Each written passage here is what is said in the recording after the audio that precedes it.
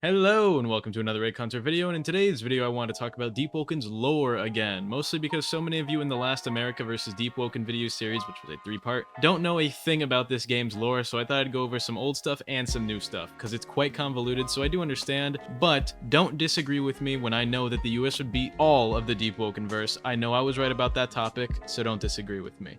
But this video is not about that, so I will not go over that too much. Now let's get into it. Anyway, starting out with Ferryman real quick before the newer stuff. First of all, a lot of you seem to know that the Ferryman is, it's a boss, but a lot of you don't seem to know that the Ferryman is not real. He's a projection in the overworld controlled by the real Ferryman, so he really is no threat to any decent, experienced fighter because he's not even real. The real Ferryman is somewhere deep down below in the depths, chilling, just using his astral projection to have fun every time he gets summoned, because it's like a game to him. The real Ferryman isn't even in the game and likely never will be. This game's update schedule is unpredictable, but yeah, I really doubt we're gonna get like a second cool Ferryman boss, which would be cool, but I doubt it. For these same reasons, he is no threat to the US Army. Sorry, I had to bring that up. But for anyone who still somehow disagrees with those videos, you're just not the smartest person. Anyway, this isn't about the US Army, so about another boss, the Heart of Enmity. Now that we've covered all the stuff that's important about the Ferryman, so you guys now know that he is not real, he is a projection from himself. The Heart of Enmity may be the goofiest excuse of a boss in this entire game. Like, the voice of Enmity is really mad that people are going into his slow-ass elevator in groups, which I don't blame them. That elevator is so slow, I wouldn't want to go up that one at a time. That's a terrible line to wait in, right? And then he promises vengeance through his wrath and anger. Something much more dangerous than an enforcer or multiple will be summoned this time. And it's a really big enforcer. Like, really? You have the ability to twist and manipulate souls to your will to create monsters, and you just make a bigger version of the one you already made? Really? Not much creativity from the Heart of Enmity. Or the devs, maybe not them either. But like, what's next? A Cerberus Enforcer with 3 heads on it for when you put 10 people in there? Oh, and then the Enforcer Ladder, which scales outside the depths for Enforcers to get to the overworld, and the Heart of Enmity climbs on the Enforcer Ladder, and so they're protected from weathering, and they can float up to the top of the water. You get the Enforcer Jacket, and then the Enforcer Vest, the flotation device. Sorry, this kind of got out of hand, but it's just kind of silly thinking about how you went from fighting enforcers to fighting really big enforcers. Oh my god. Which, speaking about bosses, why does Deepwoken still not have a Kraken boss?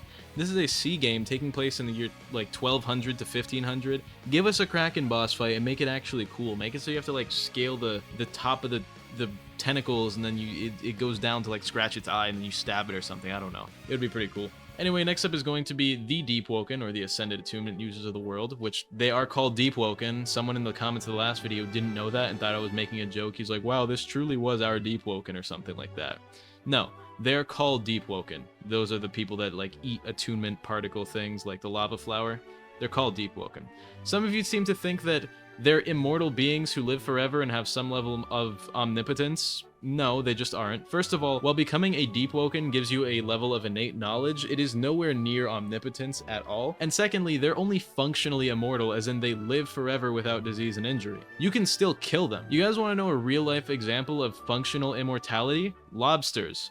The same lobsters we hunt and kill every day and consider a delicacy despite them being water cockroaches. They will live forever if left alone. Lobsters are functionally immortal. Pleetsky and the First Prophet are lobsters. Not literally, but their immortality is functional in the same way a lobster's is, as in, if left alone and if they are not attacked, they will probably be able to live forever. Which, I mean, there's things that live way longer than humans. Even crocodiles can live up to like 200 years from what we've seen.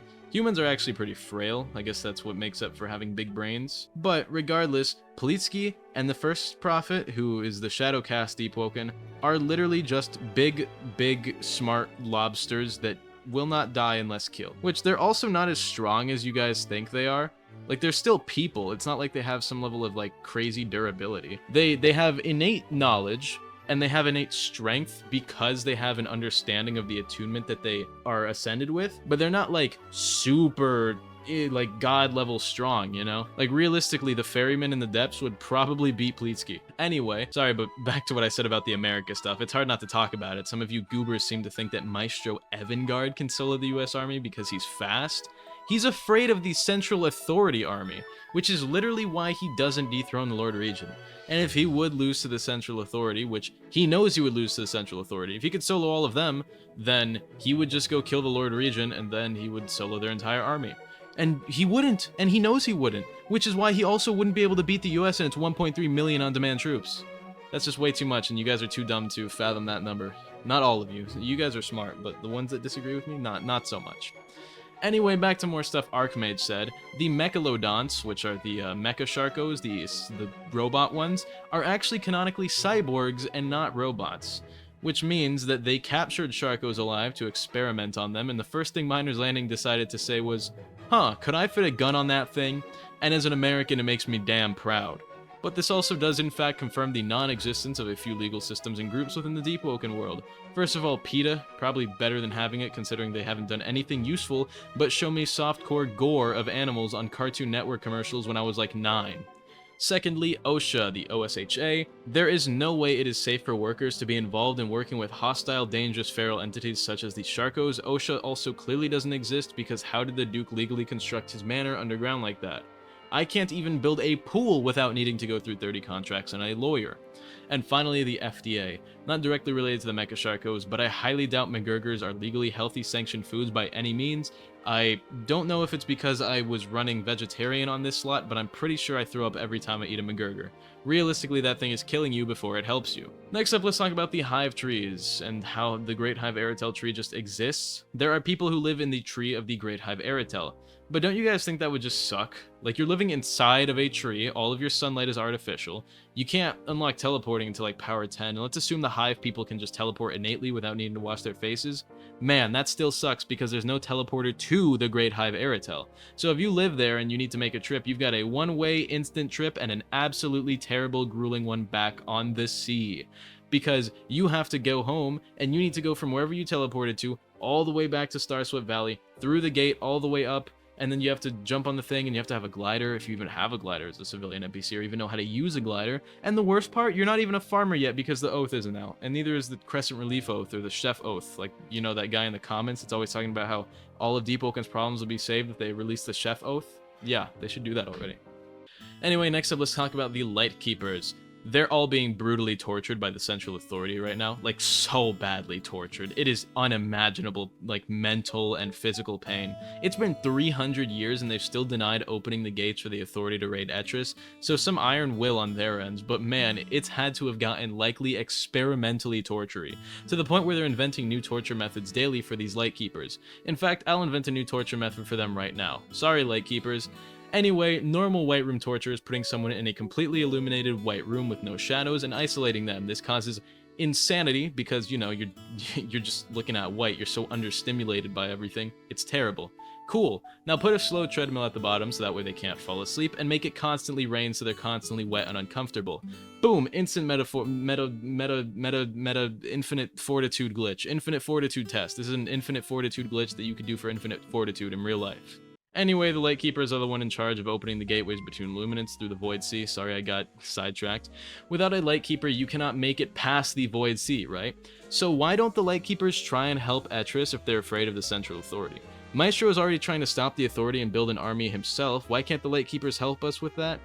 And then, I know you guys are gonna say, right? Oh, well, if you open the gate to the Eastern Luminant, then, the Light Keepers are gonna open it for the other guys, and then they're gonna get to Etris. Who said anything about the Eastern Luminant, right? Because there is the Northern Luminant, right? Now, easy reason for why this doesn't exist yet, the devs haven't made the Northern Luminant yet, which doesn't have any of the Central Authority in it. Lore reason, none. There is no reason for why they don't help us go to the Northern Luminant to get allies and stuff to help us. There are no Authority in the Northern Tundra Luminant, so if we go there for help, the Authority can't use the same gate to reach Etris because they're not already established there. And guess what? This is an easy way to write the Northern Luminant into the game in lore. Because honestly, the Northern Luminant is the coolest one in my opinion, as it's entirely like Roguelin Age Tundra, and it's where the Edenkai come from. So if we could get some like Edenkai allies or boss fights or something cool from there, there's just so much cool magic to be explored over there, and it just doesn't exist in the game, and it's kinda lame. But, you know, realistically, the update roadmap is looking like Conquest, Void Tower, maybe Layer 3, maybe Eastern Luminant. There's so many maybes. All we know is that like Conquest and Void Tower will eventually come to the game. I'm sure my great-grandchildren will enjoy the Void Tower. Anyways, if you guys want to hear more about different lore, let me know what I should cover next in the next lore video. There hasn't really been a lore update in a while since like the Cold Forge stuff, and that's really not that much. Shoutouts to Goobka, Drizzy Drake Fan, Brick, and Pickle, our newest YouTube member. I love you, Pickle, and I love you all. Have an amazing day. Something subscribe, watch the live channel videos, and goodbye.